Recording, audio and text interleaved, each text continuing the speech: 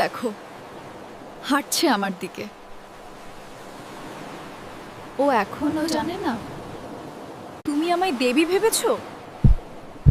আমি নারী মাত্র। ঢেউ যেমন ভাঙে, আমিও ভাঙি। দেখো, তুমি আমার পায়ে পড়েছো, তার মানে এই না যে আমি দেবী, বরং আমি সেই নারী যাকে তুমি বোঝার চেষ্টা। আমার চোখে পানি দেখে তুমি ভেবেছিলে আমি কাঁদছি? না, ওটা ছিল শেষ সতর্কবার্তা। তুমি শোনোনি। এখন আমাকে যা করতে হবে করব। সবাই দেখুক। এই লোকটা আমাকে দেবী ভাবতো, অথচ আমি তাকে একবারই বলেছিলাম মানে আমাকে বোঝার চেষ্টা করো, করেনি। এখন দেখো তার অবস্থা।